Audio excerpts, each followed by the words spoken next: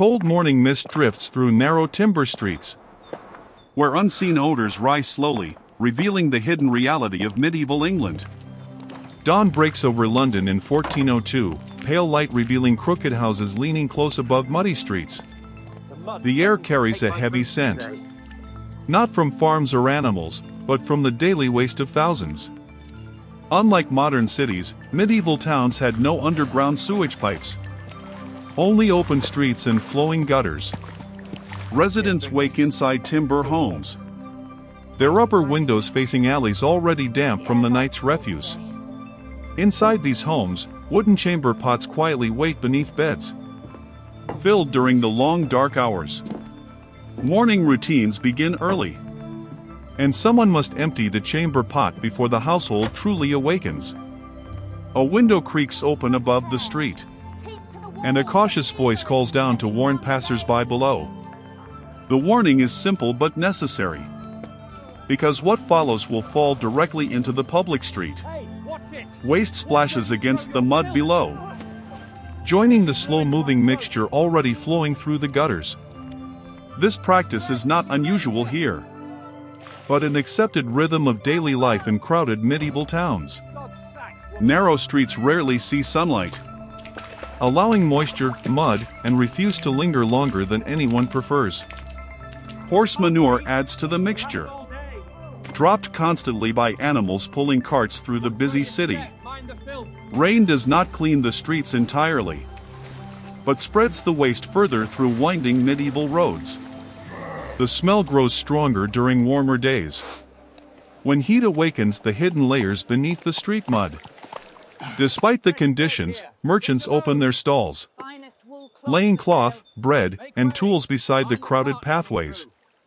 Shoppers move carefully, stepping around puddles whose origins are better left unexamined by curious minds.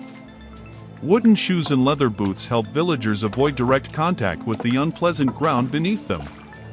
Children weave through the alleys quickly, already familiar with which stones remain safest to step upon. Public wells stand nearby, providing drinking water, though their proximity to street waste worries many residents. City officials attempt to regulate sanitation, posting rules meant to control when waste may be discarded. Yet enforcement proves difficult. In towns where thousands live within tightly packed walls and narrow streets, night workers known as gong farmers quietly collect waste from large pits outside homes and taverns. Their labor happens after sunset, when fewer citizens witness the unpleasant work required to clean the city. Using shovels and carts, they remove accumulated waste and transport it beyond the town boundaries. The collected material sometimes becomes fertilizer for nearby farms, turning urban waste into rural nourishment. Still, the streets themselves remain the daily stage, where sanitation struggles against population and habit. Butchers wash animal remains into gutters, where blood mixes quietly with rainwater and other refuse. Nearby tanners process leather hides, releasing sharp chemical smells that mingle with the already crowded air. Fish sellers unload their morning catch, the scent of the river drifting through the packed market. The mixture of odors becomes a familiar background, something residents eventually stop consciously noticing. Travelers entering the city gates often react first, surprised by the sudden intensity of urban smells.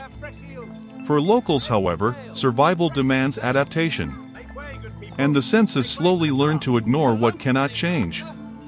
Some wealthier homes install simple privies, wooden seats built above pits dug carefully behind houses. These pits must eventually be emptied, a task both necessary and unpleasant for hired workers. During crowded festivals, sanitation becomes even more difficult as visitors flood the already busy streets. Food vendors cook meat over open fires, smoke rising above crowds while waste continues flowing beneath their feet. Dogs roam freely through the town, scavenging scraps that would otherwise remain in the street. Pigs sometimes wander as well, surprisingly effective at consuming leftover waste scattered through the alleys. This strange partnership between humans and animals helps reduce refuse, though it brings its own challenges.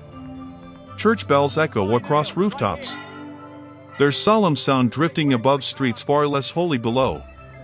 Clergy occasionally warn that foul air may carry illness, reflecting early beliefs about disease.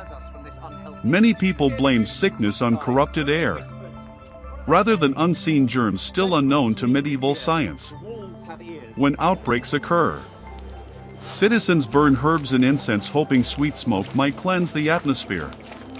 Windows open briefly to allow fresher breezes, though the streets rarely provide true relief. Heavy wool clothing absorbs the surrounding odors, carrying them quietly inside homes and marketplaces. Travel cloaks often retain the scent of entire journeys through towns where sanitation remains limited. Despite the challenges, life continues with remarkable resilience among the city's residents. Blacksmiths hammer iron beside the street, sparks flying above mud that reflects the glowing metal. Bakers deliver warm loaves, whose comforting smell briefly overpowers the harsher odors of the surroundings. Apprentices sweep shop entrances daily, pushing refuse aside in small attempts to maintain order. Town councils debate new rules, searching for ways to improve cleanliness within crowded medieval walls. Some cities dig deeper drainage channels, hoping rainwater might carry waste away more effectively. Others impose fines for dumping refuse improperly, though enforcement remains inconsistent across neighborhoods. Gradually, communities begin recognizing that organized sanitation protects both comfort and survival. Still, change moves slowly. In an age limited by tools, knowledge, and growing populations, visitors from rural villages often return home, describing cities as powerful yet strangely overwhelming places. They remember the towering walls, crowded markets, and the unforgettable smell lingering in narrow streets. For residents, however, these streets represent opportunity, work, and connection within a rapidly growing society. Generations live their entire lives here, accepting the conditions as a normal part of urban existence. Even kings and nobles visiting cities briefly encounter the same realities faced by ordinary citizens. Over centuries, awareness slowly grows that cleaner streets mean healthier and more stable communities. Ideas about public sanitation begin forming, long before true sewer systems will finally appear. The medieval city becomes an early lesson in how population density reshapes human environments. It reveals the balance between survival, adaptation, and the gradual search for better living conditions. Modern sanitation will one day transform these streets completely, though such change lies centuries ahead. For now, London in 1402 breathes its complex mixture of life, labor, and lingering odors. The city survives through habit, resilience, and countless unseen workers managing its hidden burdens. Behind every medieval market and church lies the quiet struggle to manage everyday human waste.